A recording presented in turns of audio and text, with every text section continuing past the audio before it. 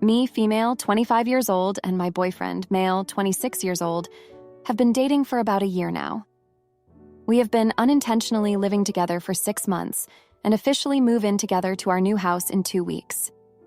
We've been talking about getting married, and I've been so happy until I decided to actually make a big deal about something that has bothered me the entirety of our relationship. I've never gone through his phone, and we have never fought in our relationship until recently. My boyfriend has many female friends. There is a handful of them I actually really enjoy and want to consider my friends as well. I will mention I am naturally the jealous type, and I can be insecure. This is something I have been working on within myself. My boyfriend is an extrovert. I'm an introvert. He has tons of friends everywhere we go. We both bartend in our city, so anywhere we go, we always bump into each other's friends. Sometimes I feel as if I'm invisible, or that my boyfriend is too friendly with some of the girls. I've expressed my discomfort kindly in the past. I've expressed that I would like to have date nights that don't involve others. I've expressed that I don't want to go to the bar and force myself through fake conversations anymore. I've held it together pretty long in saying these things in a way that isn't attacking him or telling him that he can't do things. It started getting worse, and I started using my voice. I noticed that when he compliments other women, he touches their clothing. Or when we go out with my friends, he won't even be sitting with us. He'll be sitting with another woman at the bar. I simply tell him once we leave that these actions make me uncomfortable. He simply says, "Sorry, I won't do it again. Thank you for telling me. I love you, baby." And we move on. About 2 weeks ago, his family was in town, and they wanted to go downtown to bar hop. So I went with him, his 4 brothers, and Dad downtown. We get to one bar and we see friends. His family takes a table and we, as in I, quickly say hi, do a shot, and go sit down with his family. I realize my boyfriend doesn't come with me. He is sitting with this girl. She is leaning into him, grabbing his arms, and he's talking to her for probably 10 minutes. I timed it. His brother even started joking that he came halfway across the country, and his brother doesn't even want to hang out with him. I joked along and said, "I'll go get him." I walk over to the two. I stand there invisible for a moment. Enough time for another friend to see me, buy me a shot, and take it. I was a little tipsy, so what I did was crazy. I took my shot and pushed myself between them and dramatically placed my shot on the bar top and introduced myself to the girl. She says hi to me, says she's heard so much about me. Meanwhile, I've never heard about this girl in my life, so I stormed off to the bathroom. In the bathroom, I hear my boyfriend's voice. So I came out only to find him leaning against the wall with her directly facing him and talking. I then stormed out of the bar and left. He said she was outside the bathroom asking if she started a problem. He told me I embarrassed him. He said, "She's a friend going through a breakup. I need to be there for her, babe." I've never heard of her once. A few days later, my boyfriend tells me he wants to have a beach day. I've been requesting dates that don't involve others or drinking for a while, so I was excited. I got ready, and as we are walking out the door, he informs me his friends are coming. I sucked it up, but I was upset. We go to the beach and then go out with friends. I'll leave the side story out. But he and his best friend got into it. And the premise was that my boyfriend always supports and defends girls he shouldn't. They decided to hug it out and enjoy the night. Meanwhile, his coworkers show up, all girls. It's normal at first until I realized none of them knew I existed.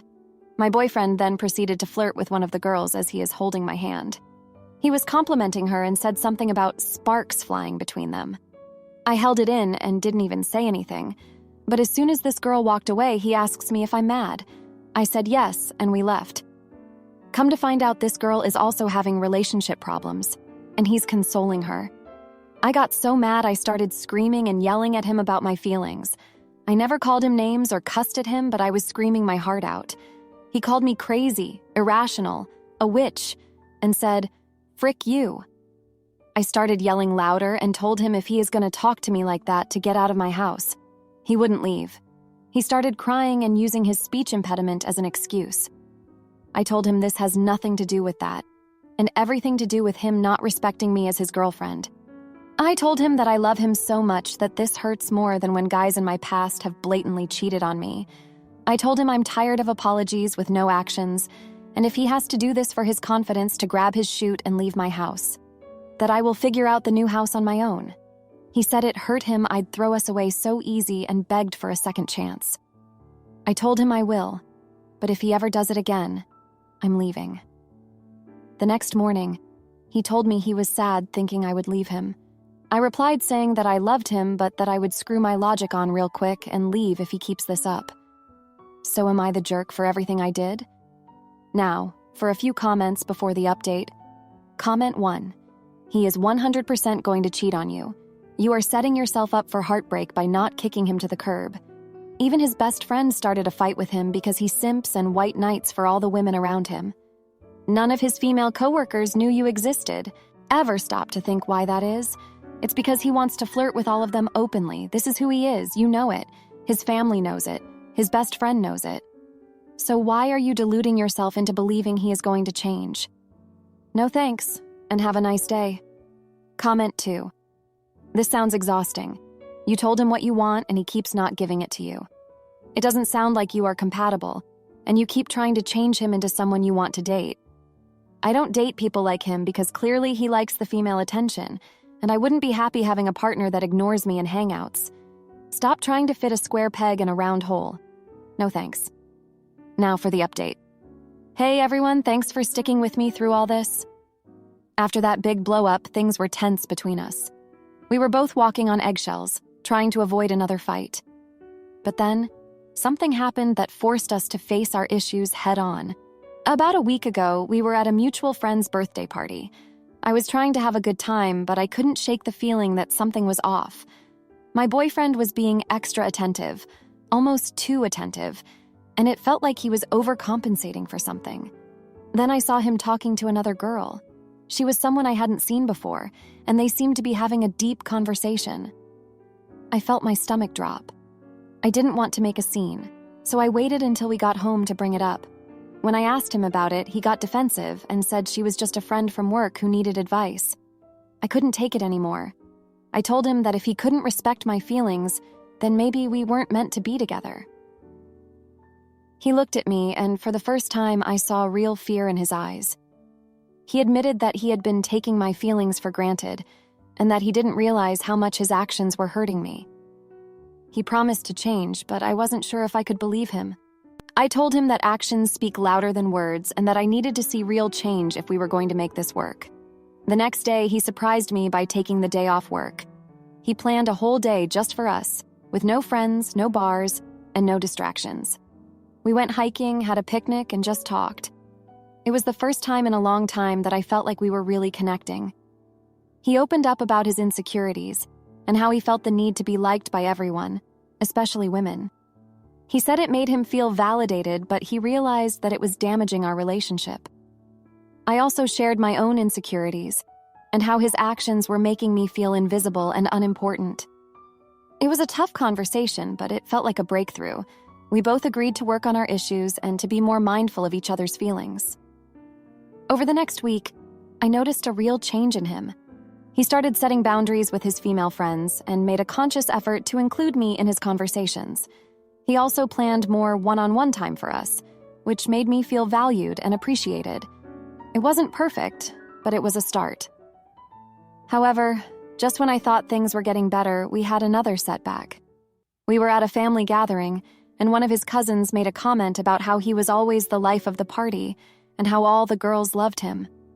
I saw him tense up, and I knew he was struggling to find the right balance between being himself and respecting my feelings. That night, we had another long talk. He admitted that he was finding it hard to change overnight and that he needed my support.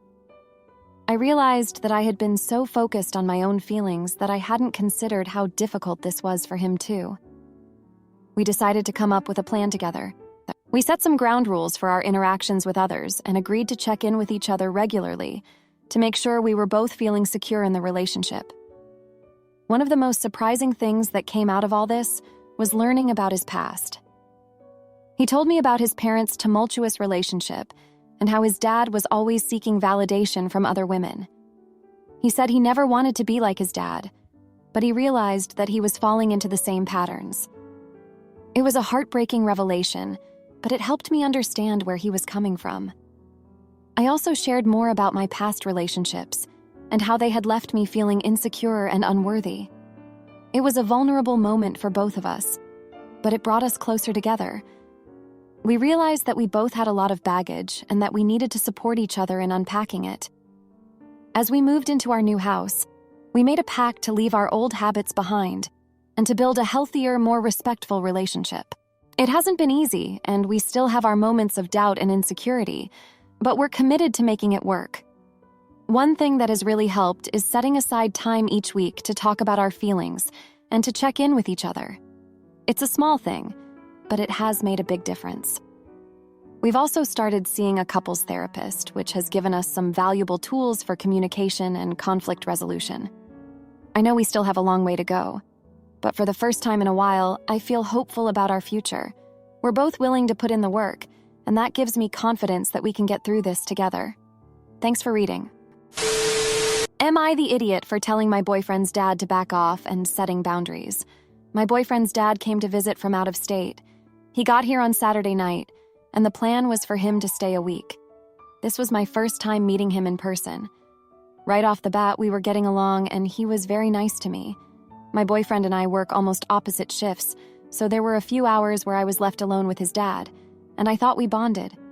He told me about their family and kept showing me lots of pictures on his phone. The first thing that started annoying me was how he would always follow me into the kitchen whenever I was about to cook or grab anything, asking me what I was making and would say, "Sounds good." Like he expected me to always cook for everyone. I told him he didn't have to wait around on me and could cook anything he wanted in our fridge, and I offered him some good takeout places. The next thing that annoyed me was how he'd wait until my boyfriend left to turn the heat on, even though it's already so hot outside. I assume he has some chronic health issues to be cold while it's hot. So I asked him to stop turning the heat on and offered him more blankets. He initially acted confused, like he meant to turn the air conditioning on, but it kept happening every day. He waited until my boyfriend left to ask me to walk across his back, and he started moaning, and it made me uncomfortable, so I tried to stop, but he tried directing me to go lower and walk on his tailbone. My boyfriend and I usually take showers back to back, and he told my boyfriend that he needed to shower after me every time since he wanted to go to bed earlier. We decided to play Uno, and he kept scooting closer to me like he was trying to smell me. My boyfriend was unaware of a lot.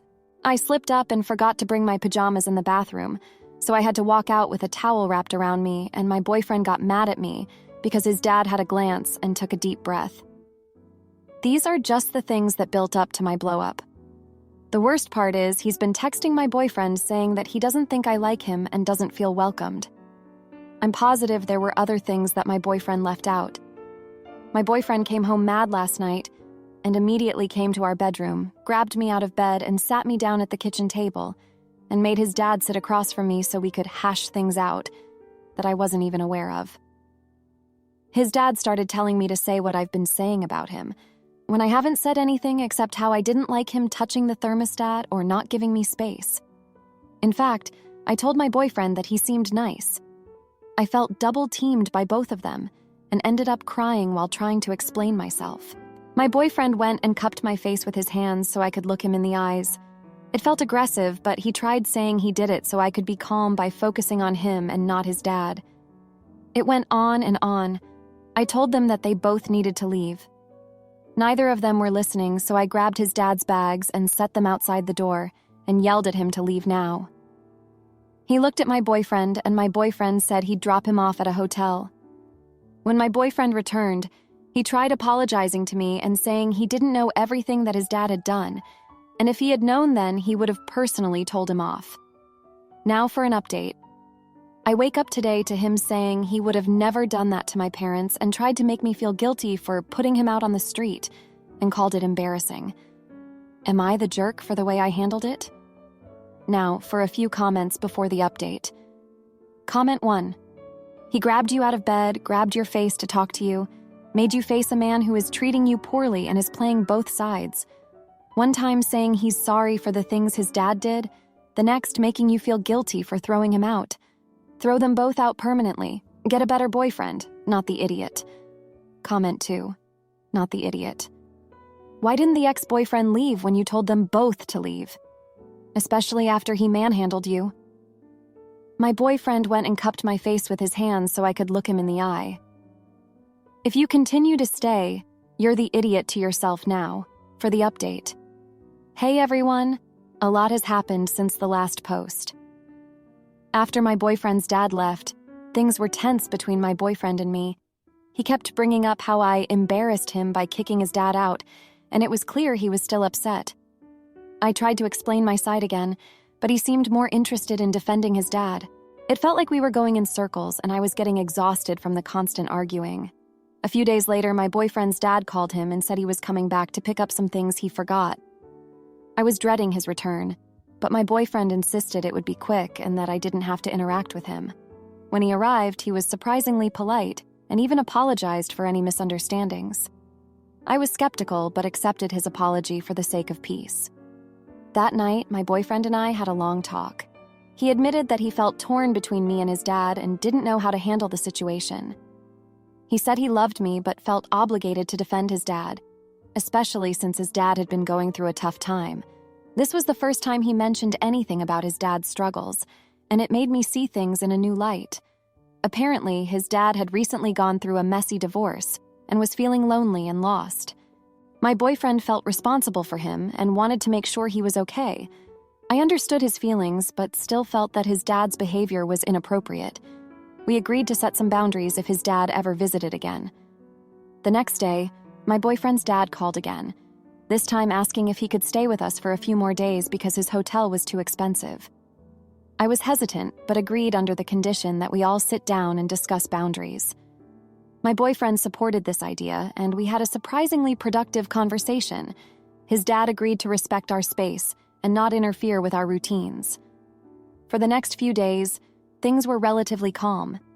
His dad kept to himself more and didn't invade my personal space. However, I couldn't shake the feeling that something was off.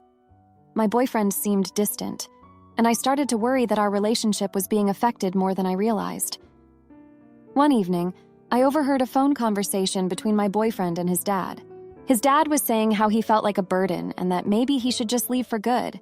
My boyfriend was trying to reassure him, but it was clear he was stressed. This conversation made me realize how much pressure my boyfriend was under, and I felt guilty for not seeing it sooner. The next morning, my boyfriend's dad announced that he was leaving. He said he appreciated our hospitality but didn't want to cause any more tension. I was relieved, but also felt a pang of guilt. My boyfriend seemed sad but didn't say much. After his dad left, we had another long talk. My boyfriend opened up about how he felt caught in the middle and how he didn't want to lose me over this. We decided to take a short trip to clear our heads and reconnect.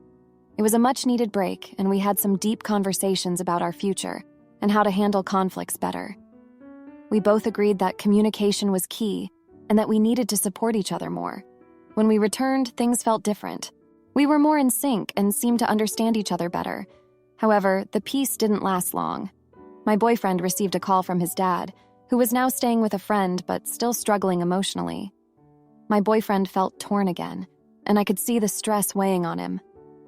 One night, my boyfriend broke down and admitted that he felt responsible for his dad's well-being and didn't know how to balance that with our relationship. He said he loved me but felt guilty for not being there for his dad.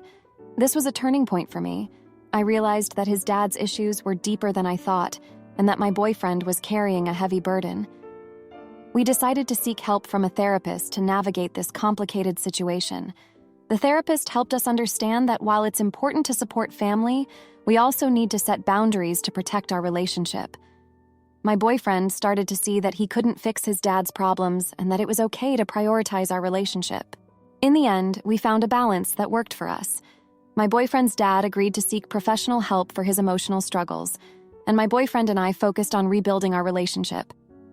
It wasn't easy, and there were still moments of tension, but we were committed to making it work. Thank you for reading. Am I the idiot for refusing to get back with my ex-wife and choosing my pregnant fiancé instead? I'm a 28-year-old man currently in the midst of a complex situation that intertwines my past and present. Currently, I'm confronted with confusion about who's the real wrongdoer in this predicament, hence the need for some impartial perspectives. Years ago, I was married to a woman I'll refer to as Lisa for the sake of anonymity. Our relationship hit a crossroads when Lisa received an irresistible job offer from abroad. Despite our love and shared memories, we decided to part ways because I couldn't justify leaving my close-knit family, my career that I was passionate about, and the life I've built here.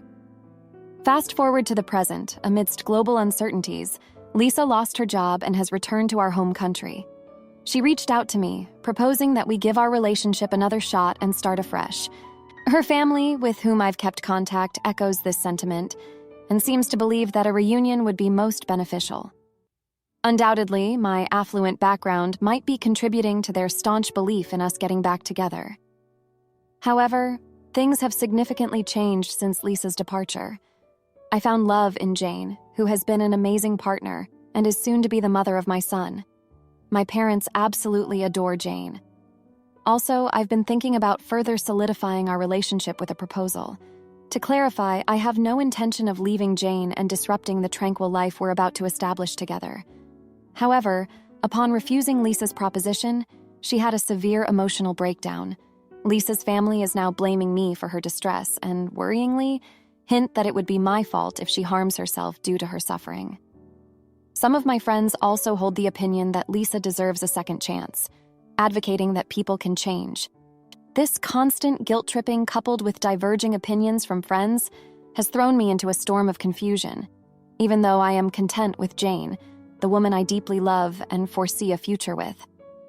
So, am I the wrongdoer for refusing to get back together with Lisa and causing her distress, despite some friends and her family believing she deserves a second chance, even suggesting her well-being could be at stake? Now for an update. I know it's only been a short while, but some of your comments really hit home.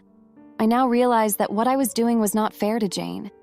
I should have made it clear to her that if I had to choose between Lisa and her, I would choose her 100 out of 100 times. People also asked why I stayed in contact with Lisa's family. It's because Lisa and I mutually decided to end our relationship. I still loved her on the day our divorce was finalized. It took me 3 years to forget her and move on. Her family also helped. Now I don't have any feelings for Lisa. I was just worried about her because I don't want her to put her life at stake because of me. I always knew that Lisa's family cared a lot about money and material things, but they were also sweet and helpful at times. However, going through your comments made me realize that Lisa and her family are toxic. I don't want that surrounding Jane or our son. I had a long discussion with Jane and my parents. I don't want to lose Jane and our son. I even ended up proposing in the middle of the conversation, which I know isn't right, but she said yes, which proves she is an angel for giving me this chance. I plan to repeat the proposal again with a nice, thoughtful gesture. It's been in the planning stages for a few weeks before this entire debacle. I have decided to block Lisa and her family. My parents have done the same. I've also blocked friends who were really pushing me to give Lisa a second chance.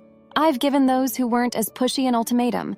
Either accept my decision or be cut out of my life. I just sent a message in a group chat. Some people are trying to reach out, but I've not replied yet. I will give them time until tomorrow, and then decide who to cut off. Jane and I are planning to take a vacation before the baby arrives. We just want to get away from all this drama. I have saved up some vacation time at work, and she plans to take an early maternity leave. We're not sure if she can, though, but we hope she manages. So thank you for your suggestions and for knocking some sense into me. Now, for a few comments before the update. Comment 1. Your friends are foolish. Lisa was hoping to rely on you for support when she returned, expecting you to warmly welcome her back. You are expecting a child with another woman. You are the jerk for considering leaving her and your unborn son for an ex. Comment 2. Not the jerk. You have a partner and a child on the way. Who do these people think they are, believing it's acceptable to abandon a pregnant significant other to give a second chance to an ex?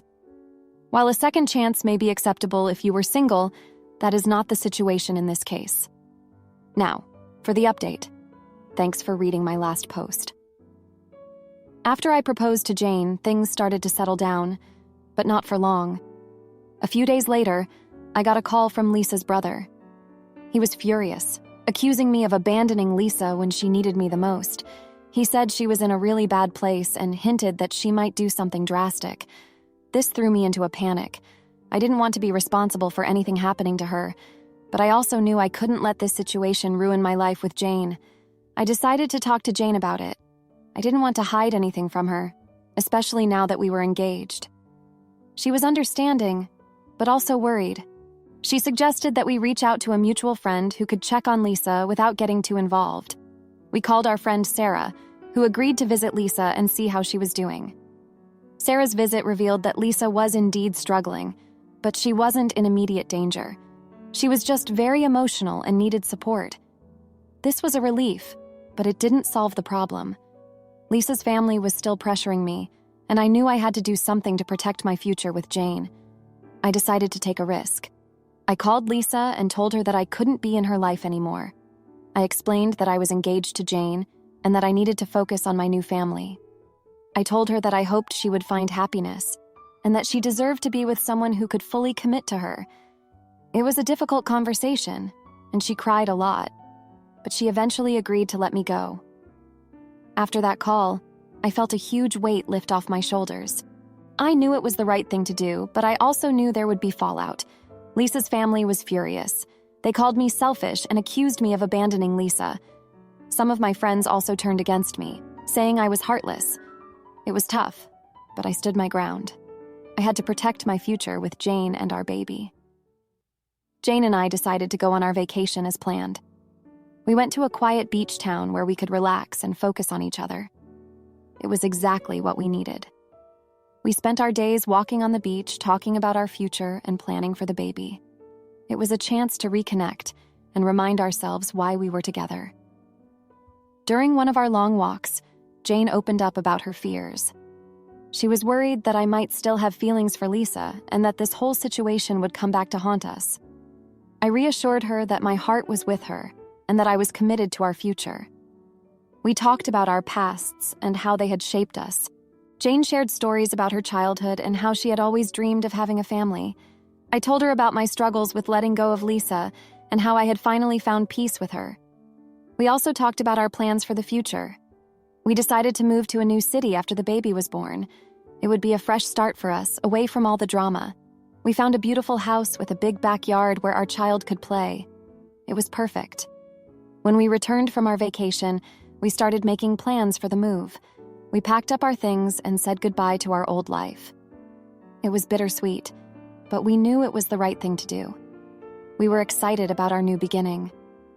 As we settled into our new home, I couldn't help but think about how far we had come. It had been a tough journey, but we had made it through together. Jane and I were stronger than ever, and we were ready to face whatever challenges came our way. Looking back, I realized that the risk I took was worth it. It had been a difficult decision, but it had brought me closer to Jane and helped us build a stronger foundation for our future. I knew there would still be challenges ahead, but I was confident that we could handle them together. Thank you for reading. If you liked this video, you'll probably like these too. Also, while you're here, please consider subscribing.